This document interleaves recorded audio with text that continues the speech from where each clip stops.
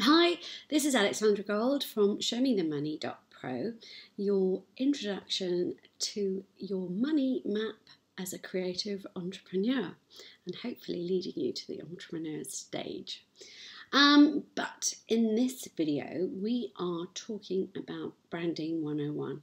This is just basic branding and something that you have to think about because it is a reflection of you and your brand and your company, but also something that you mustn't spend the next 5 years debating, like your colours and your logos and what that is. That can stop you and not actually get you to move forward in your business.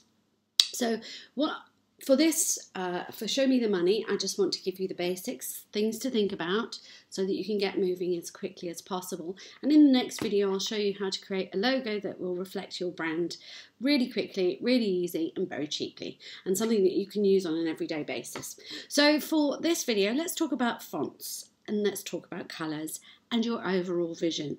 And I know I've got your overall brand vision at the bottom, but really it is where you're going to be going forward. And I like to think about things in a bigger picture, something that I can grow into, that I can reflect who I am and use moving forward. So when I created A Woman on Purpose, I used my surname Gold, and white I think is really great. Black, greys also work. Red is my passion colour. That is a colour that's been with me throughout my life, and I know it's a power colour, so I'm always trying to talk about empowerment. And also I use some corally colours to make it a bit more feminine. But as I'm moving forward through the entrepreneur's journey, onto the global stage and working with both genders and people who have the same vision as me as a creative entrepreneurs and know that this is where they want to be. So I have decided to let go of the coral for this branding purposes and move forward with the gold, with the white, with the black and the grey, because it is more powerful and I like it a lot. And it also isn't ostracising or gender discriminating or appropriating or whatever naughty things that we can do without trying nowadays to offend people. But that's also a thing to think about. You've got to try not to offend people, and you've got to be able to grow into your brand. So I use gold a lot. I can wear gold. I can utilize it for words and pictures. Everybody has the sense of wealth and prosperity with the gold, and I love bringing that forward. So that was my vision in the first place. So I have the gold and I'm growing into it. So think about it in that way. What is your brand vision? Who are you going to be in the future? Where would you like to go?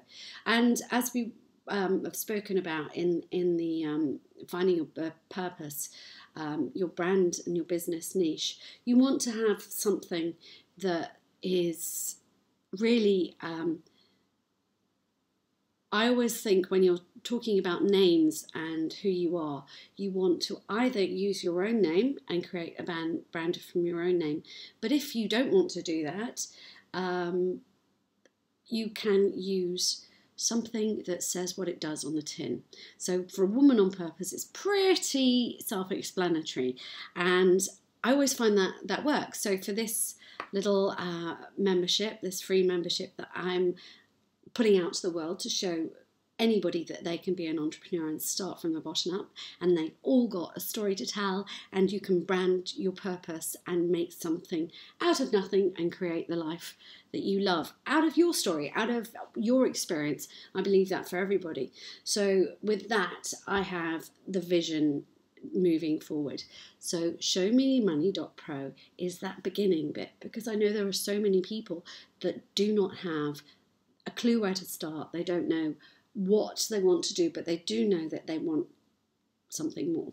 So this is the beginning for that, and this is ShowMeTheMoney.pro. The .pro is just because it was there, easy, simple to get hold of. You can buy your domains really cheaply, and I want to be a reflection of what I'm teaching, because I'm a mentor, not a coach. I do what I say before I share it on. So that is your brand vision. But don't get too het about it. I cannot express to you how not to get het up on it. So going back to number 1, choose your fonts. I think one thing that I haven't mentioned here, which I probably should, is your name.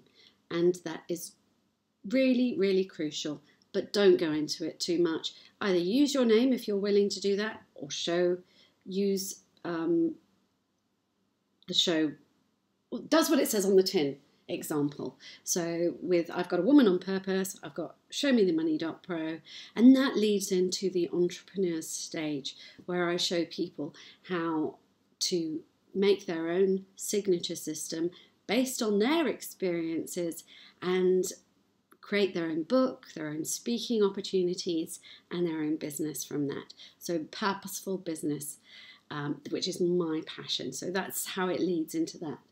But showmethemoney.pro, A Woman on Purpose, and the entrepreneur stage are all does what it says on the tin brands. So and just to let you know, you don't have to name your company the same thing. My company name is Being Gold Limited. It's that simple. But when you're front facing to the world, do it in tiny bits. So I started with A Woman on Purpose and grew that quite well just with that bit. And start from the beginning. But when your brand vision, think about how you can grow into it in the future. So I've still got the same sort of colours, taken one away, taken the coral away, brought maybe more greys in, just to make it more generic. And that's it. Just think of something that you can do simply, because branding is not going to bring in the money, but it is going to make you the person that they remember. So it's about making sure that you're happy with your colours, and your colours don't ostracize anybody, but they're easy to choose, and make sure that they don't clash as well. So on the fonts side, so talking about fonts, for A Woman on Purpose, actually it started off with Being Gold. I wanted something that was trustworthy, a font that was trustworthy, and so I looked up newspaper fonts, and there are a few. Obviously we've got Times Roman numeral, but I found one called Trajan, which is a reflection of very academic books and Bibles and journals, reporting fonts. So I used Trajan, and I still use that a lot, but it is quite an old-fashioned, authoritative font, so I don't use it all of the time. I use something called Scriptina Pro, which is very cursive, and that's more for A Woman on Purpose, and for when I'm signing things as Alexandra Gold, I use Scriptina Pro. And then I've updated my other fonts, basic fonts, because to make them easier to read and more modern and up to date, I now use really basic thin fonts so that you can see them and they're easy to read on screen, because our screens are getting smaller as well. So make sure that they are easy to read. So Scriptina Pro is not easy to read at all. Therefore, I'd only use it for A Woman on Purpose branding and for signing my signature and things like that. So think about those. Who are your competitors? Are they fun? Are they modern? Are they corporate? And look at your competitors, look at their branding and see which ones are doing well. You don't have to copy them, but you just get the general idea. And when you're starting your business, I cannot tell you how important it is to do your own research, because you will know who you resonate with, and your clients, your ideal clients, will resonate with other people. So what are they doing right? What would you like to do slightly different?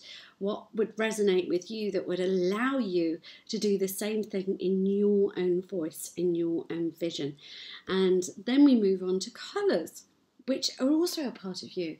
If you are going to stand on the global stage as an entrepreneur, then make sure that you love the colours. I mean, I love red, I love coral, I love gold, I love black, I love white. So I have all the colours. I can wear them, I can use them, I don't get sick of them, I don't get bored of them, and they reflect who I am personality-wise.